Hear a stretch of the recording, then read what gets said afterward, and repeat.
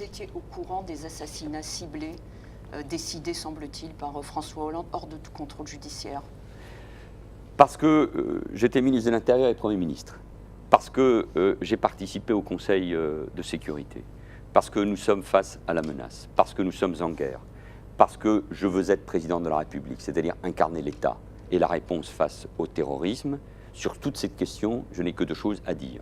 Ce qui doit être fait, et ce qui est un secret doit rester un secret. Sur toutes ces questions-là, quand on a une certaine idée de ce que doit être un homme d'État, certaine conception de ce que doit être la lutte contre le terrorisme, il y a la justice, il y a le Parlement, bien évidemment, qui contrôle. Mais voilà, ce qui doit être fait pour protéger les Français.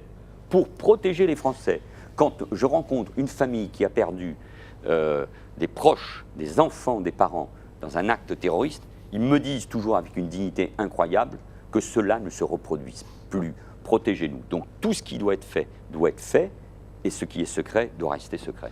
Tout n'est pas resté secret pendant ce quinquennat. François Hollande a reçu à de nombreuses reprises des journalistes. Je vous cite une phrase d'Aquilino Morel dans son livre L'abdication qui va paraître mercredi. La vérité est simple et cruelle. François Hollande ne voulait pas exercer le pouvoir, il voulait seulement être président. Vous partagez cet avis donc? Non.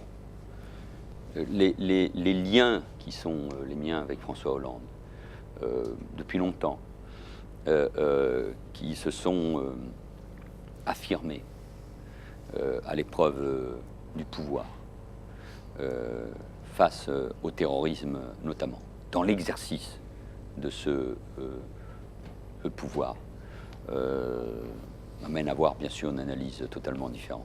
François Hollande a exercé le pouvoir, il a été chef de l'État, il a protégé les Français, il a fait face dans des conditions très difficiles. Je pense que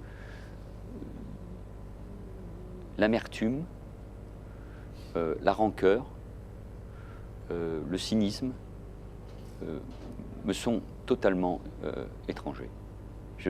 En plus, aujourd'hui, moi je regarde vers l'avenir. J'ai une autre mission. J'assume le bilan, mais je veux exercer ce droit d'inventivité. Je ne viens pas parler du passé, je viens parler de l'avenir. Je sais le regard que peuvent porter les Français sur le passé ou sur la politique, mais ils attendent de moi que je leur propose un chemin.